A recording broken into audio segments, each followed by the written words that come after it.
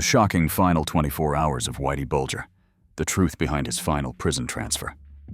What happens when one of the most feared criminals in U.S. history is quietly wheeled into one of the most dangerous prisons in America and doesn't survive the night? This is the chilling end of James Whitey Bulger, a mob boss turned informant who manipulated the FBI, evaded capture for 16 years, and left a trail of betrayal in his wake. But it wasn't the justice system that finally caught up with him. It was something far more brutal. Transferred at age 89 to a notoriously violent facility in West Virginia, Bulger was placed in general population despite multiple warnings. Within hours, he was dead, his body left staged in his cell as if he were merely sleeping. Was this poetic justice or a catastrophic failure by the prison system tonight? We take you inside the final 24 hours of Whitey Bulger, a timeline packed with secrets, suspicion, and silence. Stay with us, dear friends. The story of James Whitey Bulger's final day is one that reads more like a conspiracy thriller than a routine prison transfer. By the time he was wheeled into USP Hazleton in West Virginia, Bulger was 89 years old, frail, and nearly blind. But make no mistake, his reputation as a feared mob boss and longtime informant had not faded. To many within the federal prison system, Bulger was more than a high-profile inmate. He was a liability. His journey to Hazleton began at Coleman II, a federal facility in Florida, known for housing vulnerable inmates, informants, ex-gang members, and others at risk. Even within Coleman, Bulger had power. Other inmates ran errands for him, sneaked him commissary snacks, and looked up to him like a legend. But something changed. Officials decided to transfer him, claiming it was for health reclassification. On paper, Bulger was deemed medically stable, fit for general population. But his record told a different story. He had chronic heart issues, was confined to a wheelchair, and had recently spent 8 months in solitary confinement after reportedly threatening a nurse with cryptic words, "Your day of reckoning is coming." That disciplinary note may have sealed his fate. According to former prison officials, no one wanted the responsibility of housing Whitey Bulger. Every warden knew that if anything happened to him, it would make headlines around the world. Eventually, someone made the call, send him to Hazleton. Hazleton, nicknamed Misery Mountain, was already infamous for violence, overcrowding, and critically low staffing levels. For a man like Bulger, whose reputation was built on betrayal, this facility was nothing short of a death trap. And yet, that's where he was sent. On October 29, 2018, at 8 a.m., prison officials arrived at Bulger's cell to begin the transfer. It was a ritual he'd been through many times before strip search. Shackles, silence. This time felt no different. But unknown to him, it would be the last, despite his failing health. Bulger said nothing. He didn't protest. He knew the system. And perhaps, deep down, he sensed that this move was something more than administrative. By 9 a.m., he was dressed in standard-issue prison clothes and loaded onto transport. He didn't speak a word during the ride. Prison staff later testified that he stared straight ahead, his expression locked in stoic resolve. After all, Bulger was no stranger to danger. He'd spent years eluding law enforcement while topping the FBI's most wanted list. He'd survived turf wars, betrayals, and double crosses. But this time, his enemies would be behind bars and waiting. Despite federal protocols meant to protect high-risk inmates, word of Bulger's transfer to Hazleton leaked quickly. Over 100 prison employees received an internal email detailing his arrival. Some were overheard talking openly about it in front of inmates.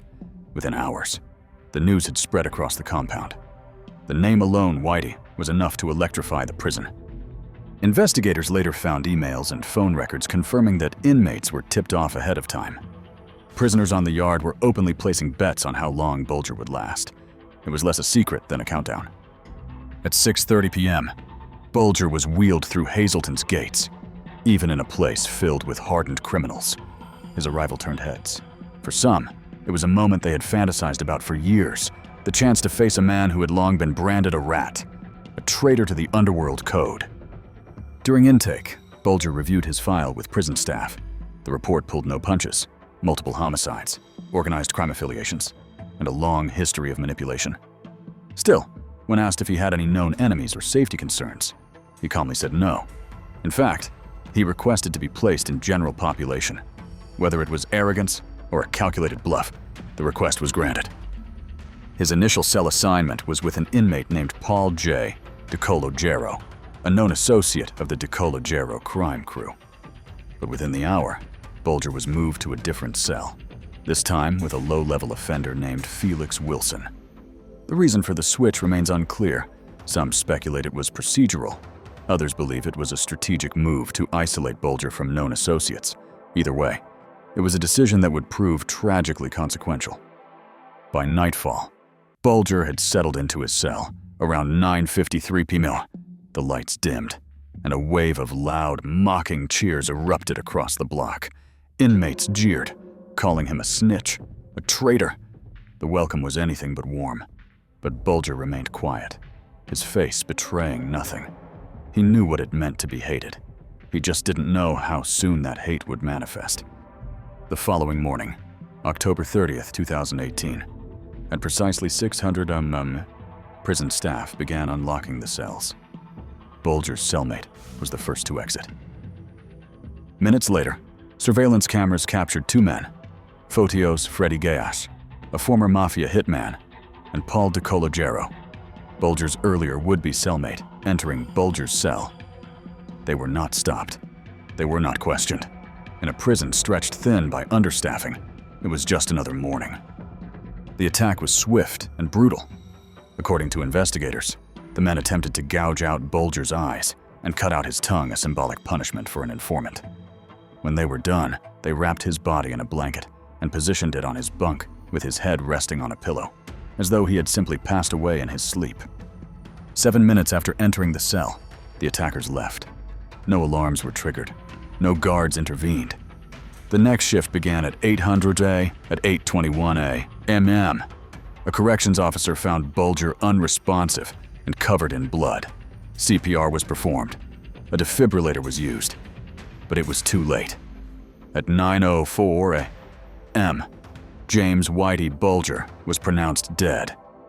He became the third inmate to die violently at Hazleton that year. The fallout was immediate.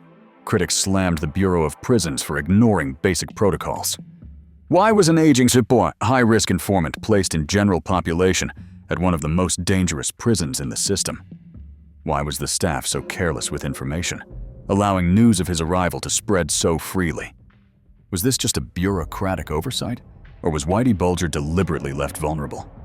Those questions remain unanswered. Whitey Bulger spent decades eluding justice, manipulating the system, and enforcing his will through fear and betrayal. But in the end, it was that very legacy marked by secrets, violence, and a long trail of broken codes that sealed his fate. Transferred to one of the deadliest prisons in the country, placed among men who despised informants, and left unprotected despite every red flag. His death was as brutal as the crimes he once orchestrated. Was it vengeance? Was it negligence? Or was it a quiet decision by a system tired of shielding the unrepentant? The truth may never be officially acknowledged, but what happened inside that prison cell sent a clear message even the most powerful figures in crime cannot escape accountability forever. Bulger's final 24 hours closed a chapter not just on a man, but on an era of corruption that once reached the highest levels. Thank you for watching. Stay safe and stay curious.